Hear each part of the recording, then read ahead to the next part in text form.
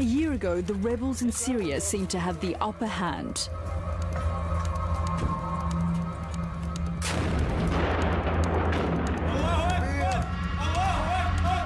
But something's changed.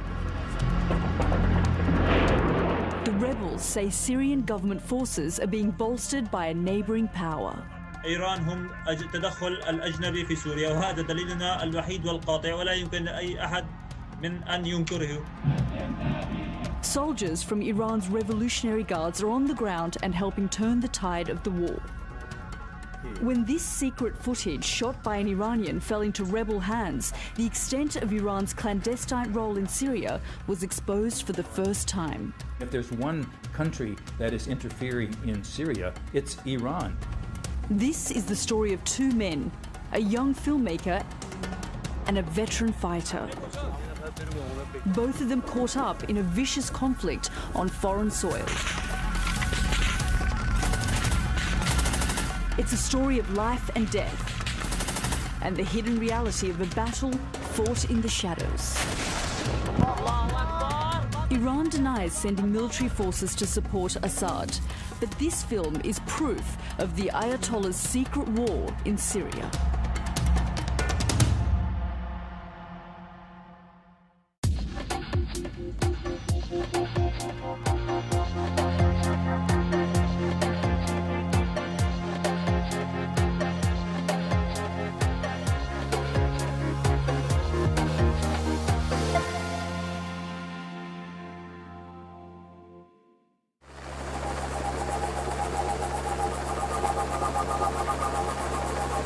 A government airbase near Damascus in Syria.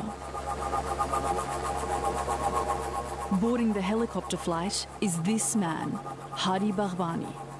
He's a 30-year-old filmmaker from Iran. It's his second trip to Syria, and he's on a sensitive assignment. He's making a film on behalf of Iran's elite Revolutionary Guards. Aleppo in northern Syria. This section of the war-ravaged city is under the control of the Assad regime. And here is Hadi again, in footage filmed by one of his colleagues.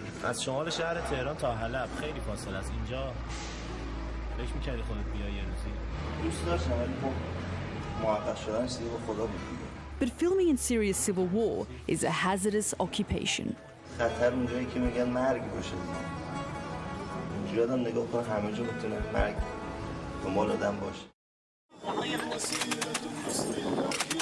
In September, a group of Syrian rebels contacted the international media saying they had captured a video camera after a battle. They said it contained footage which proved their long-stated allegation that Iranian forces were on the ground in Syria and supporting the Assad regime. Alhamdulillah, واجهنا هذه المجموعة الإيرانية وأخذنا هذه الكاميرا. الكاميرا كانت خير دليل وبرهان على هذه الأمور.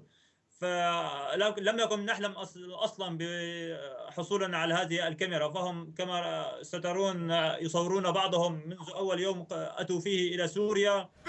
After burning their own logo onto the pictures, the rebels put the captured footage in a secret place on YouTube. They also said they'd recovered a special identity card belonging to an Iranian battlefield commander. It allowed him to carry weapons and travel with armed guards anywhere in Syria. Such permits, the rebels said, are only issued to important regime personnel. Ismail Haidari, born in Amul, northern Iran, is a veteran commander of Iran's Revolutionary Guards. But were the rebels telling the truth, or was this an elaborate hoax?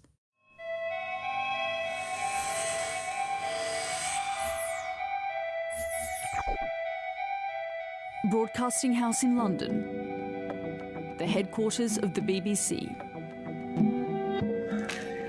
A small team of journalists is examining all of the captured video.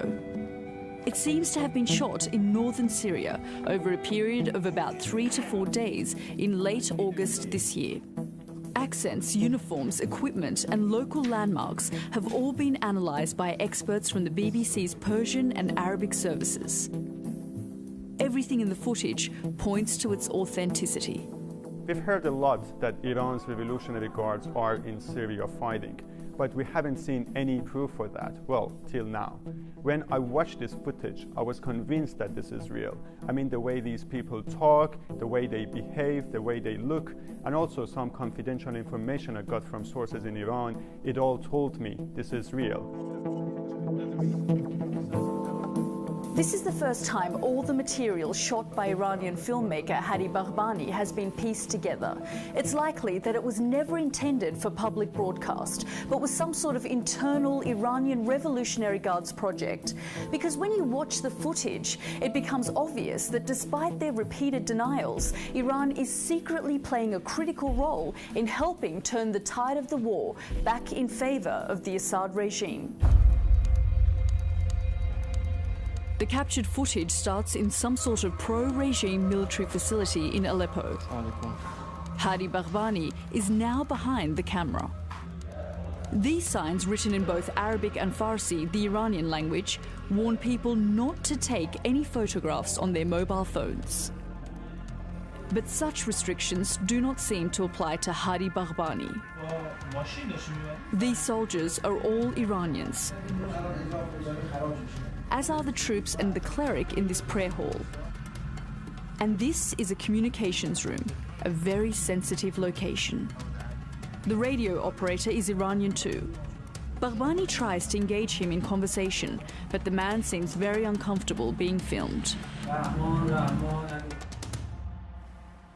The access Hadi Bahbani had to film Iranian operations in Syria is remarkable. Only a trusted insider of some sort would be allowed the free rein he seems to enjoy. Bahbani may have been a member of the Guards, or at least part of their auxiliary forces known as the Basij. But just who are the Revolutionary Guards, and why are they helping the regime in Syria? Following the Islamic Revolution in 1979, Ayatollah Khomeini became Iran's supreme leader. The Revolutionary Guards were set up to defend the new regime. When Saddam Hussein's Iraq invaded a year later, the Revolutionary Guard proved themselves exceptionally loyal and brave fighters. Throughout the 8-year conflict, Syria was the only Arab country to stand by Tehran. It's something the Iranian leadership has never forgotten. As for the Revolutionary Guards, their power and influence has grown to such an extent that they're almost a state within a state. It's not just a battlefield force. It is a force which is also involved in logistics, intelligence, economic projects, major infrastructure and engineering projects. So it supports the goals of the Islamic Republic, but it also has its own specific goals to extend its own economic and political influence. The Revolutionary Guard have a special branch called the Quds Force, named after the Islamic term for Jerusalem, which the regime in Tehran says it ultimately wants to liberate. A kind of Iranian cross between the CIA and the Special Forces, the Quds are so powerful they effectively run their own covert foreign policy. And right now, their main concern is helping Assad win the civil war in Syria. Iran is propping up the Assad regime. It's Iran's main ally, really its only Arab ally, and its means of projecting power to the Levant. If Assad falls, Iran's foreign policy objectives will be constrained.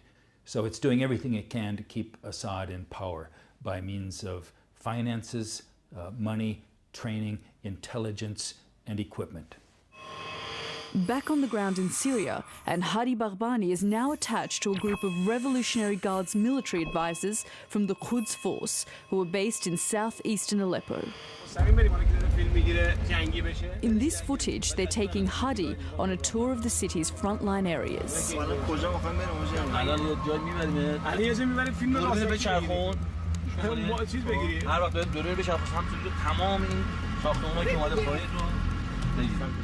His guides seem keen to show off the local danger zones.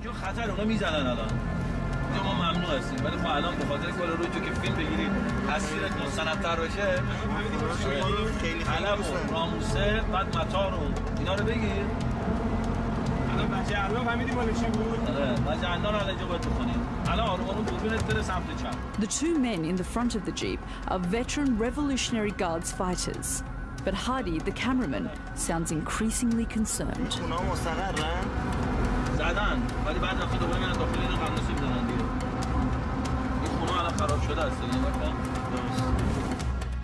Eventually, the three Iranians pull up at a house in a suburb of Aleppo called Zahabia. It's where this particular unit of Iranian Revolutionary Guards are living. The man sitting on the right-hand side is Ismail Haidari, whose ID was later captured by the rebels. An experienced Quds Force commander, Haidari says he has done 6 tours of duty in Syria in the past year and a half alone. He will be the main character in Hadi Baghbani's film.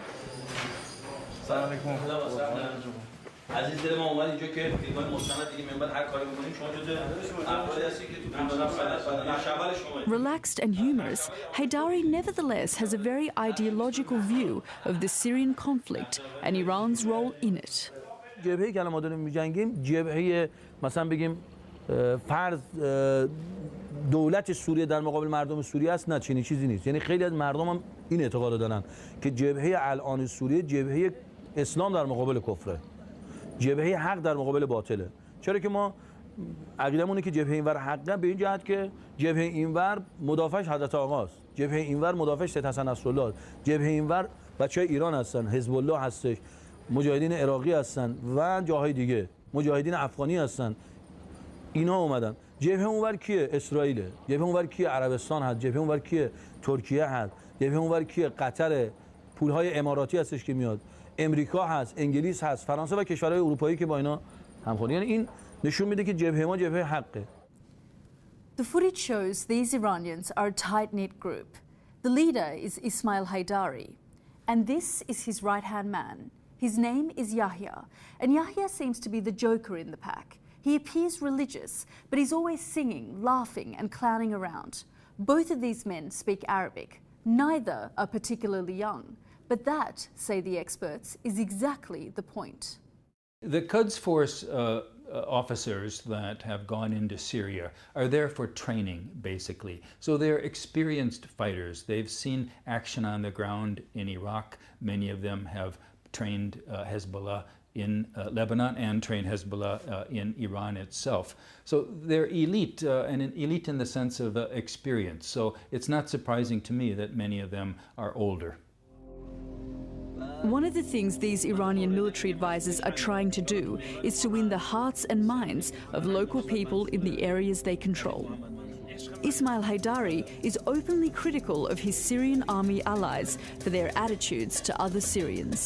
مسیرایی که میریم اینا ماشینای ارتششون با سرعت میرن بی‌اعتنایی به مردم ولده، ولی ما میریم مسیر آرومتر میریم. یعنی اگه مسیر مثلا گرد خاک باشه، جاده خاکی باشه، خیلی آروم میریم، مردم گرد خاک نخورن، به هر کی رسیدیم سلام میکنیم. یعنی مردم با همین برخوردها به ما اعتماد کردن. متاسفانه برخورد اولیه که دولت توی مقابله با شاشت کرده تو خوب عمل نکرده، کشید به اینجا. ولی خب الحمدلله جمهوری اسلامی ایران اسلام گفتم رأفت داشته باشه. ما باید اینا رو به اینا یاد بدیم. اینا رفیقای من. عمار یک. اینا رفیقای منن. آقا بفرما کار داره، اما هستم.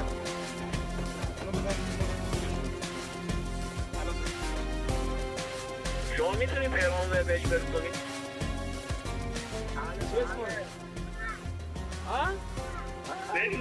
It's textbook hearts and minds stuff, but it hides a less respectful attitude. زمانی که عملیات می‌کردیم هیچ آدمیزادی نبود. یعنی اهالی هم تخته Hadi's footage shows that another of the guardsmen's tasks, perhaps their most important, is to train and organise a new grouping known as the National Defence Force, or NDF. The Revolutionary Guards have a long history of nurturing militias across the Middle East, but it seems the NDF are not just being trained on the ground in Syria itself. هرچند خیلی از اون دوستانی که الحمدلله ما با اینا کار می‌کنیم قبلش آموزشیده خود ما هستن تو ایران، آموزش ما، یعنی چون ما رو میشناسن خیلی راحت‌تر با ما کار میکنن و با رویات ما آشنا هستن. The National Defence Force is a network of pro-Assad militias, mainly composed of Alawites, Shia Muslims and some Christians. They are loyalists, all of whom fear the consequences of a predominantly Sunni Muslim rebel victory. Yet this very makeup of the NDF may actually deepen the sectarian divide in Syria in the long run. But the Revolutionary Guards aren't just providing training. According to Haydari, their role as military advisors is a very hands-on one. مثلا یکی از کارهایی که انجام میدیم شناسایی رزم هست. شناسایی شبا میفرستیم برای شناسایی برای کسب اطلاعات منطقه، وضعیت منطقه. نوع برخوردام که با مناطقی که الان شناسایی میشه چند جور است. یا محل تجمعش ما شناسایی میکنیم با گوله، توپ یا ادوات میزنیم. مناطق ترددشون رو، روش دوم مناطقی که تردد میکنن ماشیناشون میره ولایزا شبها و یا بعضی از روزها کمین میذاریم و یا مینگذاری و بمبگذاری میکنیم. و روش سوم هم روش دستبرده که اتفاق افتاده ما هجوم میاریم منطقه‌ای که اینا تجمع دارن یه عملیات انجام میدیم میزنیم اینا رو نابود میکنیم دوباره برمیگردیم تو منطقه خودشون. So these Iranian Revolutionary Guards are involved in hearts and minds, in training militia and are seemingly conducting military operations. But is it working? Elliot Higgins is a weapons expert who has specialised in analysing the many thousands of online videos that have come out of the Syrian conflict. But he says Hadi Baghbani's footage really stood out. The Iranian intervention has been quite useful for the Syrian army. They're training what looked like the National Defence Force to be a more effective fighting force. The big problem I used to see a lot in Syria is you'd have a situation where you'd have tanks driving into towns unsupported by infantry because the infantry couldn't really be trusted because they came from Sunni populations and that's most of the opposition's from Sunni populations.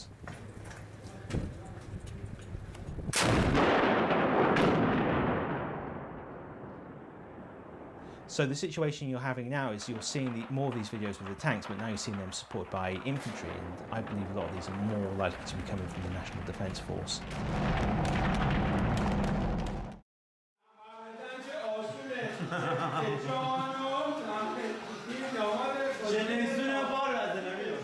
Hadi Baghbani's camera also captures the Iranians in some more relaxed moments. While most of the squad busy themselves preparing dinner, Deputy Commander Yahya is washing his clothes and he's been singing a pop song. Realising he's being filmed and that his conservative superiors back in Tehran might watch the footage, he literally changes his tune and starts singing a more Islamic style instead.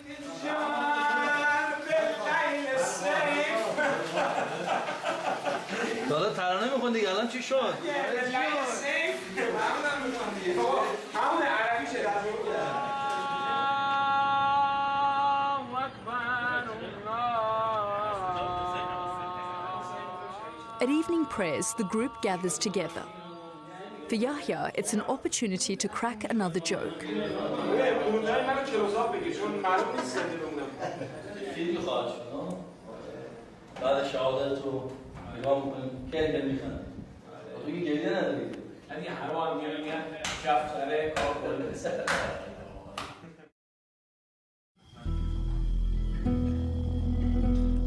The sun rises over Aleppo, but this will not be a peaceful day.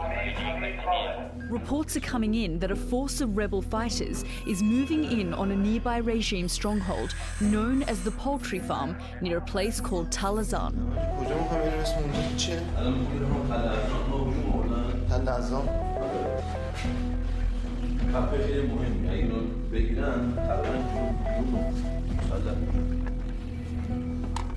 Haydari's unit gets some reinforcements from the local NDF militia they're training. There's no considerate driving style now. This is a military emergency. The 2 truckloads of fighters head to the poultry farm base as fast as they can.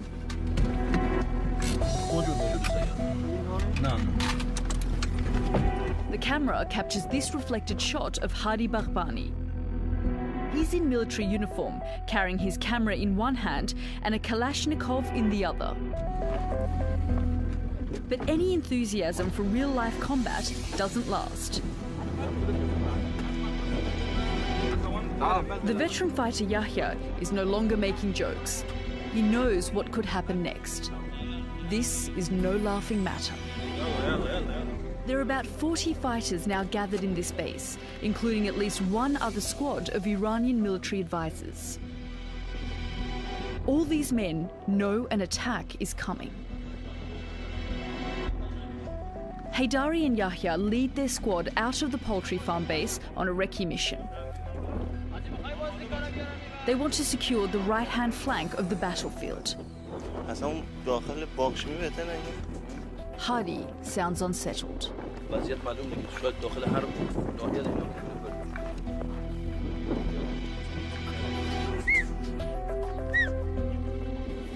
At first glance, this Iranian-led group looks well equipped for a fight. Then Haydari spots movement on the horizon.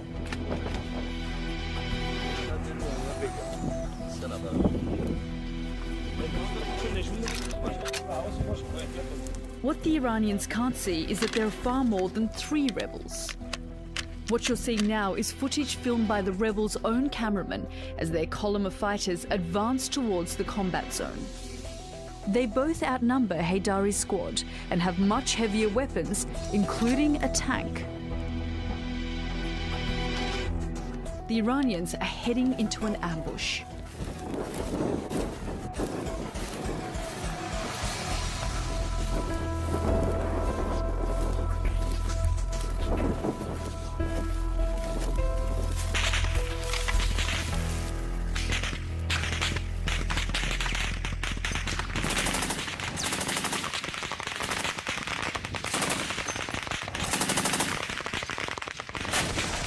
With bullets slicing through the cornfield and mortar rounds crashing in, the group is pinned down. Realizing the danger, Yahya makes a run for it.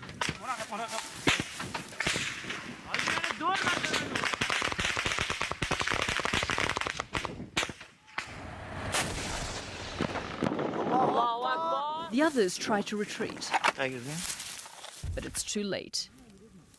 These are the last images Hadi Baghbani filmed.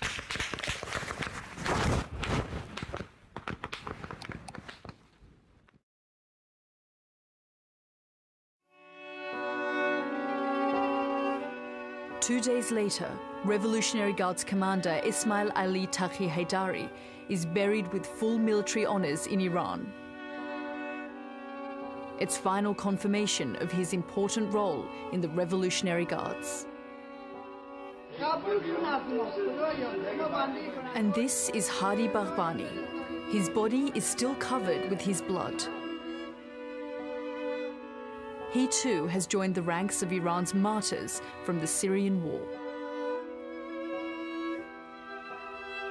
He never made it home to his wife Mariam or 3-year-old daughter. He never lived to see his film going out. Even after all this, the Revolutionary Guards continue to deny they have a military presence in Syria.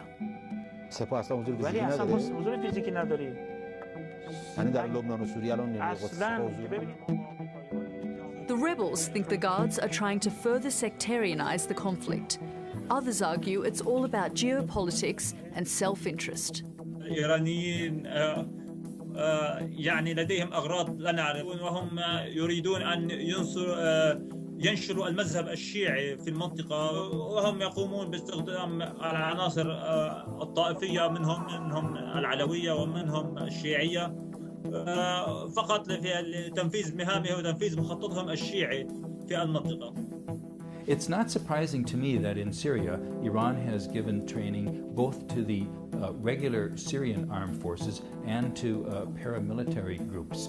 And these paramilitary groups may well outlast the Assad regime. It's one way that Iran keeps its options open. Even if Assad falls, Iran will have a force that's committed to it, that relies upon Iran for training and support, so that Iran can continue to maintain a presence and a group of allies in Syria. The story of Hadi Baghbani and Ismail Haydari shines a light onto Iran's covert war in Syria. But But it's also a snapshot of a far wider tragedy. With more than 100,000 mostly Syrians killed so far, theirs are but 2 more lives cut short in the human catastrophe that is Syria today.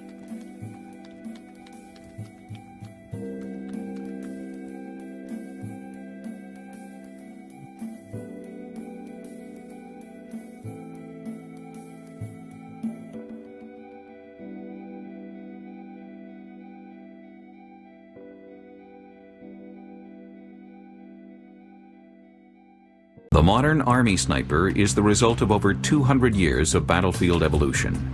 But sniping today is changing like never before.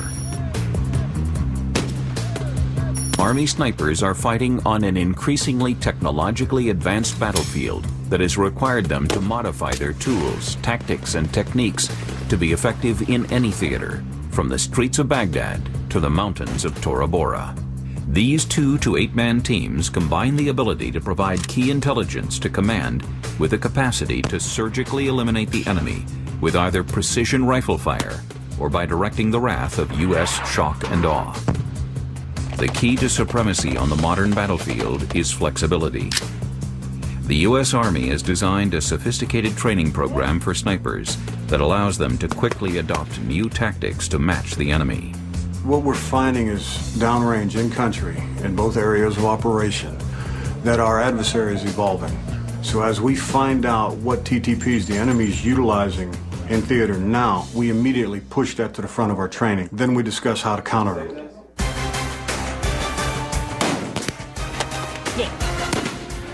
In the Second World War and Vietnam, the sniper was confined to a more static standoff role. But experience in the Middle East has shown that sniper teams are just as successful as a mobile close-in tool. First of all, we are never complacent. We are always looking for ways to improve how we train. We're always looking for ways to make our product, which is a trained sniper, to be the best trained and the best, most capable precision marksman possible. Snipers are definitely they're going to see stuff that other guys may not see because we train ourselves to observe for target indicators, guys holding weapons, guys acting shady, and that's going to allow us to pinpoint the enemy a whole lot faster than the average guy on the ground. Each year, the sniper school accepts 320 students to attend the rigorous 5-week course.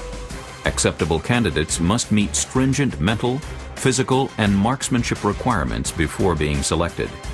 They are the best and the brightest in the Army, but not all will graduate as snipers. We only get 250 odd students through a year, whereas at Ranger School down the road, you know, they get 200 students every 3 to 4 weeks. So we're a very centralized, very small community in the Army.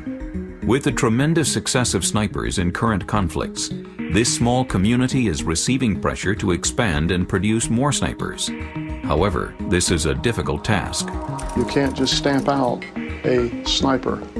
It takes time, it takes training, it takes diligence, it takes perseverance, it takes a number of things, none of which can be mass-produced. That's the biggest challenge that us as a schoolhouse has to face to try and fill the Army's needs for snipers.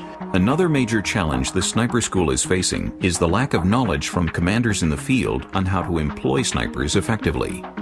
To remedy this, the sniper school began a program training battlefield leaders on how best to utilize their snipers. We're getting this knowledge out there, and that was the biggest base that we were seeing was the disconnect between the sniper and his commander. So now that we have the Sniper Employment Leaders course, we're able to train commanders all the way up to battalion level on how to employ this asset that they have. This is how you need to employ your snipers. We show them new equipment that's available to the snipers and how it's going to enhance their capabilities at unit level. To better understand the capabilities of the snipers under their command, the leaders are given an opportunity to try the sniper's most prized piece of equipment, the sniper rifle. World War I, World War II, you're simply taking the weapon that is being issued to the soldier, sometimes just putting a telescopic sight on it. Today, every aspect of the development of a particular sniper rifle, extensively researched. What is being fielded today is by far the best that the military can produce and equip the American soldier with. This is the M24 sniper weapon system. Uses the 7.62 NATO cartridge and it has a free-floating match-grade barrel. The M24 is a battle-proven system. It is a great weapon system that has been deployed by the U.S. Army probably for the last 20 years. It really stood the test of time. It is still a devastating weapon system as long as it's in the hands of a well-trained sniper. Teaching these sniper school students to master the M24 are some of the best instructors in the world. They all have had extensive combat experience and share their first-hand knowledge to help prepare their students. And we have a set standard that we have to teach, but at the same time, there's always